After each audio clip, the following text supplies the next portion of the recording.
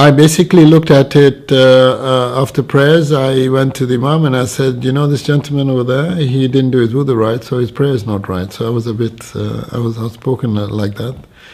And he was a very, very courteous Imam. And he said to me, so Khalid, bring this gentleman over to me and come and have lunch with me, with him, invite him.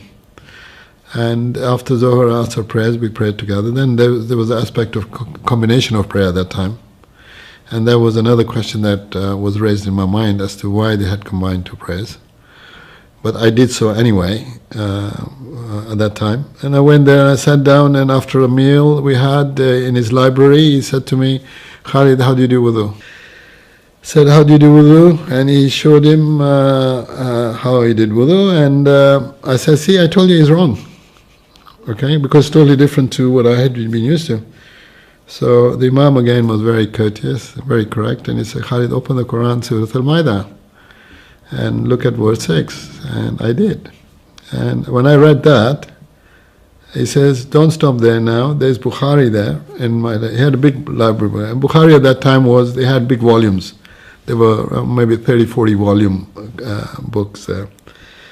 And he says, open the section on wudu. He knew exactly what he was talking about. He was an Imam. I opened and I read that, and the description in Bukhari was exactly as there was in the Quran, with an annotation that the Prophet ﷺ did not wash anything other than what was mentioned in the Quran.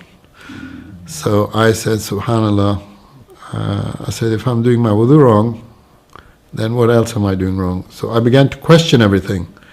I said, wudu is wrong, how about the prayer? How about the azan? Why is there a difference in adhan?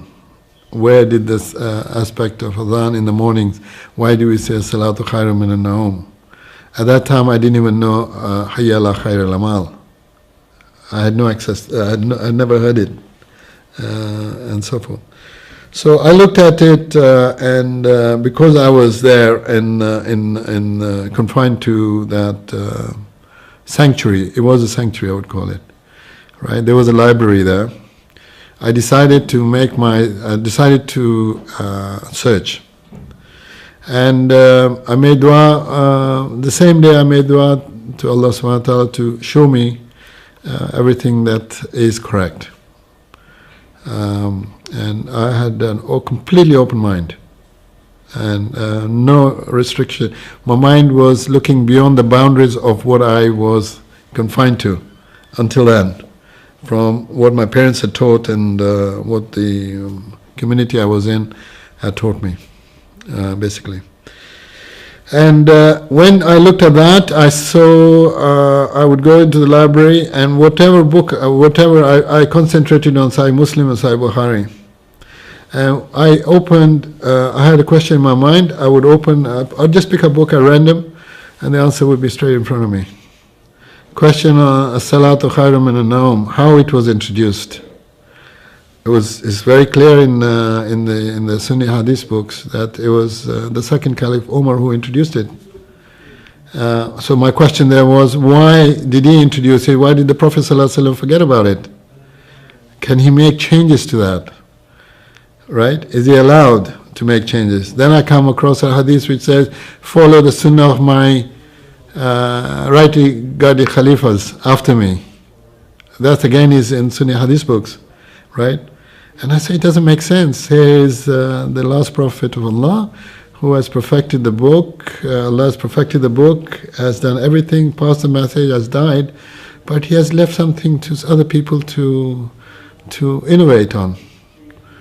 And as I was there, I began making telephone calls back home to my friends, and I said, I have found this, and you know what? We don't do our wudu right. We don't do this right. Do that right. Oh, no. I said, could you do me a favor? Could you go to Regent Street Mosque? Could you go to the library and look at the section of wudu, for example, to one of my friends? He did. He came back, he said, look, it's exactly as you've said, but I think it's a misprint. I said, no, nothing is a misprint. So it was that journey. And as I went along, I began to find, and within a short space of time, I began to change. Okay. Now, when I was doing that, My sheikh, who was there at the time, did not tell me ever that this is the right way or that's the wrong way. Okay? So I followed on, and I came back to London, and I said, okay, I've changed my path. At that time I wrote a letter to my mother from there, and I said, I have found this is correct. And she wrote back to me, she says, I know you are on the Mohammedi path, but keep quiet about it. This was the response I had back from her. Officially, which she would say something else to me, right? That your Aqidah is different now, right? And come back to the right Aqidah, because there was, my mother was educated, okay? But she would say one thing, privately she would say something else to me. But I kept that to myself. I didn't say that to anyone and all that. And because of that, also relationships began to change. When they found out that I had converted to the teachings of the Ahlul Bayt, at that time it was through Sufism. I had no exposure to the biographies of the Imams or what happened and so forth. Because my question there was, Imam Ali, everybody talks about Imam Ali. Even when we were when I was a youngster, they would talk about the four rightly guided Khalifas, and Imam Ali was the fourth. And always I had a question mark on my mind as to why, if he was the best amongst everybody, why wasn't he the first one? Why was he the fourth? These are the kind of questions that came up to my mind. So I basically looked at, I began to research, and it was very easy for me. I found all the answers about prayer, about Iqama, about the aspect of the omission of Hayya ala khair al-amal from the thing, from the azan, from in terms of folding my hands, whether I should fold my hands or keep my hands straight down. It was important because from a jurisprudential point of view, it was very important, because if there is a law, and there had to be one law, then it had to be the same for everybody else. Not what I had learnt, that you can follow any of the four Imams and follow whatever they say. Okay? And take from each other. So while researching that, I would discuss openly with friends and family that this is what you're doing wrong, and if you cross your hands, where did the aspect of crossing hands come up? It was again the second caliph who introduced it. Okay, during the time of Abu Bakr, that wasn't the case, as an example, and it's recorded in books. And from that point of view, I wanted to. I just progressed, and then I wanted to learn about the history, about what happened, and so forth. So my interest has been going on now for the last 30 years in that respect. My conversion took place around when I was 30 years old. I'm 63 now. At that time, there was no information available on the Ahlul Bayt in the mainstream libraries or what have you. But there was one precious book that I came across, which was the Al-Murajat, The Right Path, and it was English, published by Zahra Trust. And I got hold of that book, and I read that in a few hours, because it was so interesting for me to read, because it had all the answers, and whatever research I had done and whatever I found was in that book. Okay. And that led me also to the point of researching aspects of history and see what happened prior to the death of the Prophet ﷺ, and during his last few years of his life, in relation to what happened afterwards, where the Khalifas came into account. I was interested more also in that, to put a picture in my own mind as to what sort of events would have led us to where we are today, where majority of the people are looking at following a religion, right, which is totally degenerate of real Islam.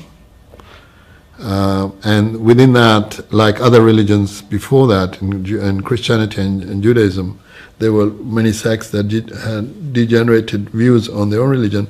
Islam was to be the worst, as it was prophesied by the Prophet ﷺ, that it would be worse than the Jews and the Christians towards the end of time.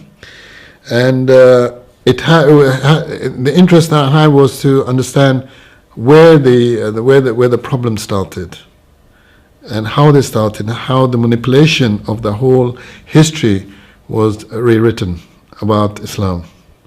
That history that we were, as youngsters, we were not taught or kept away from, but as we grow older, and as now most people are, they still read it and they continue to follow it.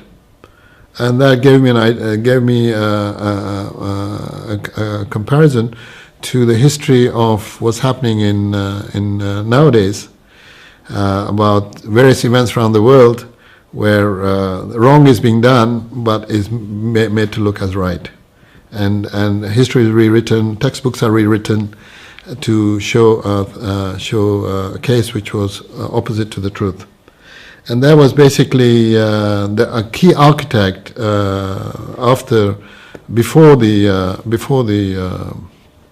death of the Prophet ﷺ, in my opinion, were the first two caliphs, especially the second caliph, in my opinion.